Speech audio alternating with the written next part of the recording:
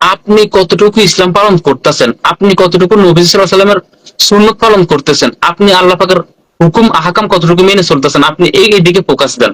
আমরা যদি সঠিক ইসলাম জেনে শুনে বুঝে যদি মেনে চলতে পারতাম, তাহলে ইসলামের আজকে এই দশা হতো না।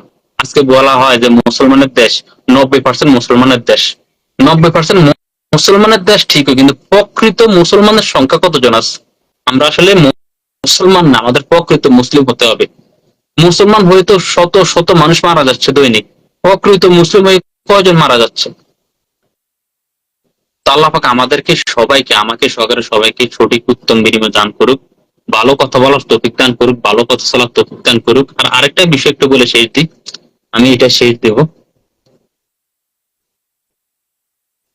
এমনি শাহিন আলম, খুব সুন্দর কথা বলছেন ভাই। জি ভাই, আপনার কাছে যদি মনে হয় যে আমার কথাগুলো সুন্দর, তাহলে আপনি দিল থেকে দোয়া করবেন আমার জন্য, যেন আসলে সুন্দর কথা বলতে পারি, সেটা মানুষকে খুশি করার জন্য না, আল্লাহকে খুশি করার জন্য।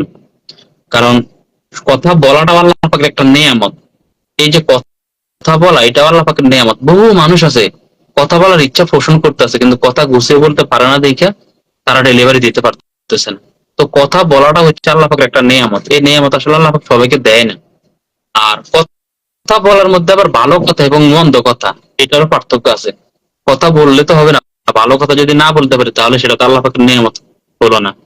এমডি ইসাক, ফিরোজ ভাই আপনি নসিহত করতে হবে না, আপনি বলেন কে সঠিক কে সঠিক না। যে ইসাক ভাই, আসলে আমার ক্ষুদ্র জ্ঞানে আমি আলেম ওলামাদেরকে সঠিক পাল্লা কিংবা ব্যাটিক পাল্লায় মাপার মতো এরকম যোগ্যতা আমার হয় নাই। আর আমি যদি এখন বলি যে শায়েখ আহমদুল্লাহ যে সঠিক না, সারা পৃথিবীর মানুষ যারা শায়েখ আহমদুল্লাহকে ফলো করে, ওনারা জানে যে আমি যতই ব্যাঠিক বলি না কেন, উনি যে সঠিক এটা আসলে দিনের আলো যেমন পরিষ্কার, এটা ঠিক তেমনই পরিষ্কার। আবার আমি যদি তাহেরি মাওলানা গিয়াসউদ্দিন তাহেরি হুজুরের বিপক্ষে যাই, তাহলে ওনার পক্ষে যারা আছে তারা বলবে যে আমি ব্যাঠিক, তাহেরি হুজুর ঠিক। এখন আপনার কথার দ্বারা আমি একটু আরেকটু বলতেছি, শাহেখ আহমদুল্লাহ হুজুরের কথাই বলি। উনি ওয়াজের মধ্যে বলছে যে আপনি হুজুর চিনতে পারেন না, আপনি বলেন যে এই হুজুর একরকম কয়, হুজুর একরকম কয়, আমি সঠিক হুজুর কিংবা সঠিক ইসলাম সঠিক বলে কে, কার পক্ষে যাব, আমি এটা কিভাবে বাছাই করব? তখন শাহেখ আহমদুল্লাহ হুজুর ওনার একটা ওয়াজে, ও একটা না অনেক আলোচনার মধ্যে বলছে, আপনি যখন কিংবা আপনারা যখন বাজারে যান, তখন মাছ কিনতে হলে কিন্তু 10টা দোকান দেখা তারপরে মাছ কিনেন। মাছ টিপ দিয়া দেখেন কোন মাছটা নরম, কোন মাছটা শক্ত, কোন মাছটা ভালো, কোন মাছটা মন্দ।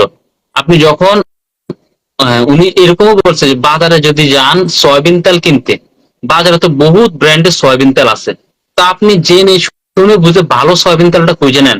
এটা যখন আপনার জ্ঞানে ধরে, এইটা যখন জ্ঞানে ধরে, তখন ওইটাও জ্ঞানে ধরবে যে কোন হুজুর ভালো, কোন হুজুর খারাপ, কোন হুজুর হকের পথে আছে, কোন হুজুর হচ্ছে হকের বিপক্ষে আছে। ছোটখাট্ট বিষয়গুলা যখন আমরা সহজভাবে নিতেছি, তখন বড় কিছু কিন্তু আমাদের মাঝে ধরে ধরে যাবে। আর আপনি যদি আল্লাহ পাকের কাছে বলেন যে আল্লাহ আমি তো ইসলাম জানি না, ইসলাম সম্পর্কে বুঝি না, আমি সঠিক ইসলাম কিভাবে পালন করবো সেই জ্ঞানও আমার ভিতরে নাই, কোন হুজুর ভালো কোন হুজুর খারাপ, কে আপনার পক্ষে আছে কে আপনার বিপক্ষে আছে, কে ইসলামকে ভালো ভাবে নিতেছে, কি ইসলামের বিপক্ষে যাইতেছে, এগুলা বোঝার মতো ক্ষমতা আমার নাই। আল্লাহ আপনি আমাকে তৌফিক দান করেন। আপনি যদি মন থেকে এটা যদি চান, মন থেকে যদি এই দোয়াটা করেন, তাহলে অবশ্যই আপনি কে হকের পথে আছে, কে হকের বিপক্ষে আছে, আপনি সঠিকভাবে জানতে পারবেন। এটা আমার বিশ্বাস।